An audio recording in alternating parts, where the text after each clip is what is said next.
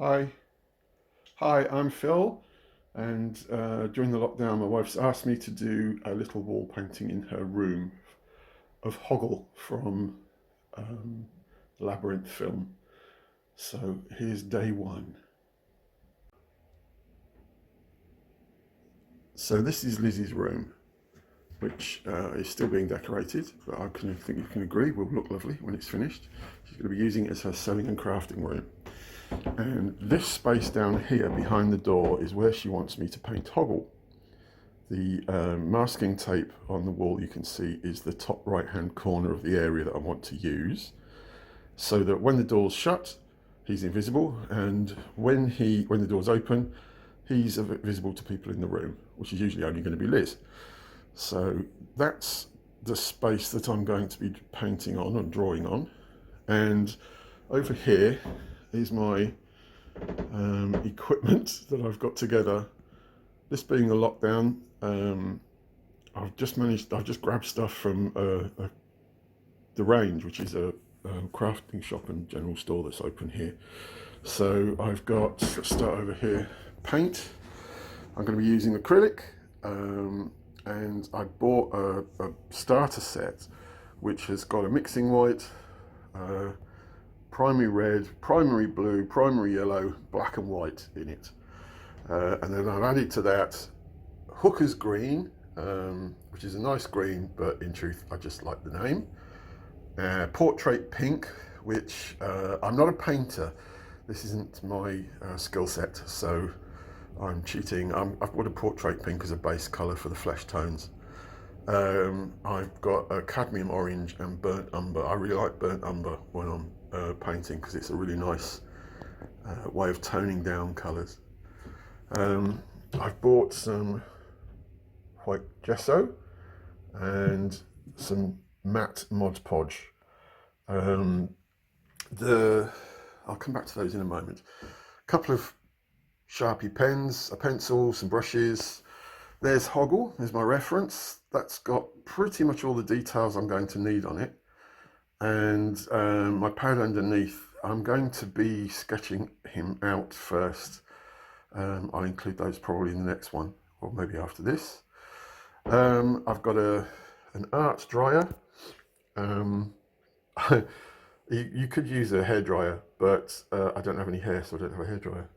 And a cup for mixing water in.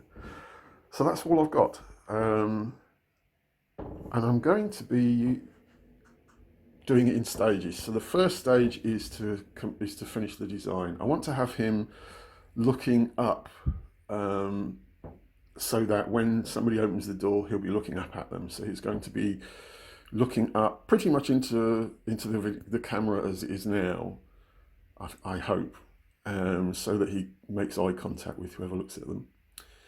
So I need to finish that design.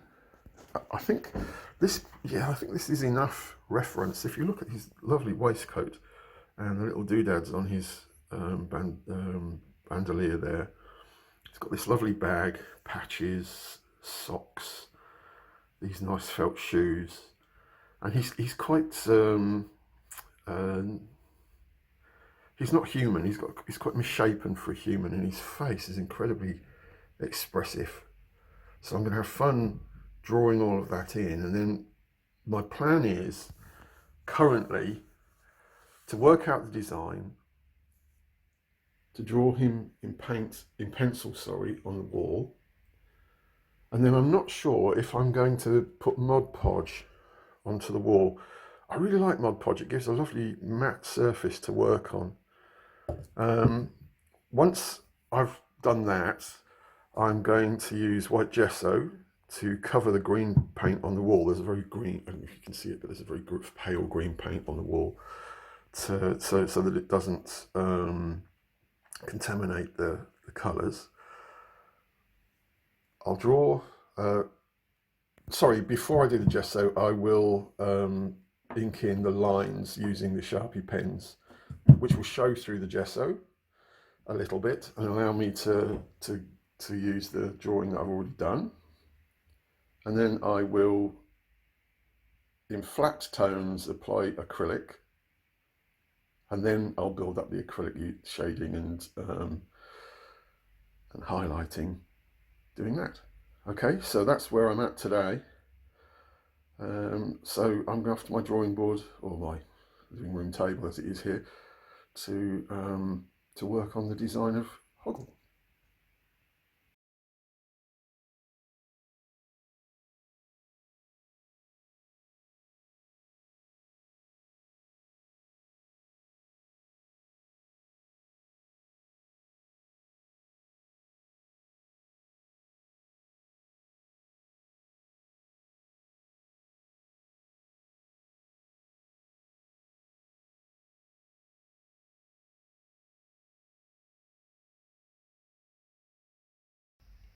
Okay, so still day one, and I've done the pencils.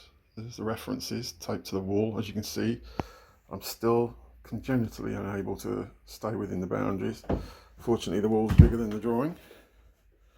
So I've been trying to get this pugnacious look so that when you come in through the door, he's looking up at you. The eyes aren't quite right yet. What I'm going to do is I'm going to go over him with Sharpie to tidy him up, and then I'm going to try and wash off all the pencil marks. I'm going to leave the eyes to last, the irises of the eyes till last, because the irises are too big and they're not quite in the right place. So we shall see how we're going along. Okay, that's that.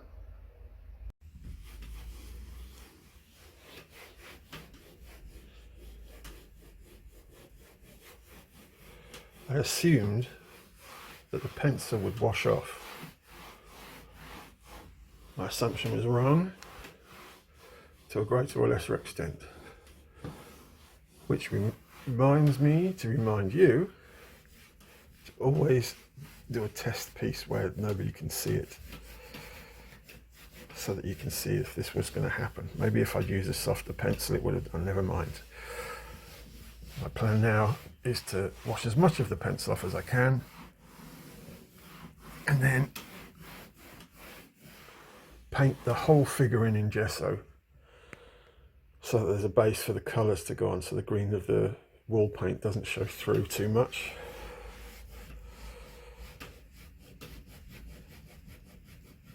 So I'm just spending a little bit of time cleaning any paint off that sticks out around the edges that won't be covered up by my work. Let's stand back. So here we are. There's Hoggle so far. Still day one, but I think I'm probably just going to gesso this today and let that dry overnight. Okay. Okay, so end of day one. I've penciled him in, and then I inked him in with Sharpie marker pen and into sort of simple shapes. And then I cleaned off the pencil as best I could, and now I have gone over him. Once the wall was dry, I went over him in gesso, white gesso, sorry, however you pronounce it, and covered it. And that gives it a nice white background so that the green of the wall won't change the colours when I put them on tomorrow. So now let the gesso dry, and that will give a really lovely working surface to work on with the acrylics tomorrow. So tomorrow I'm going to put in simple colours on most of him. I don't think I'll do the face because I'm not a great painter. I don't paint, so I'm going to take it easy. And also those eyes aren't right still, so I'm going to work on those. So see you tomorrow, or see you next time.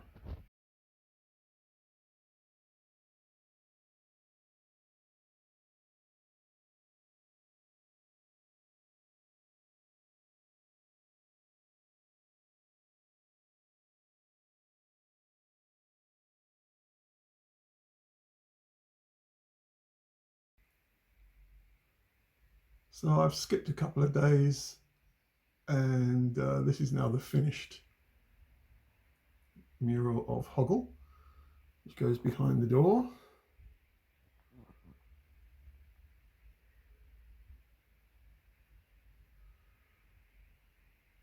There's the reference next to it. I've tried to make him a little less pugnacious and scary than he was a little while ago. But my granddaughters are going to be sleeping in here. I don't want to terrify them even. So the effect is this: the door closes. When the door's closed, you can't see Hoggle. Go back here a bit. There we are. No Hoggle. Door open. There he is. Not too bad.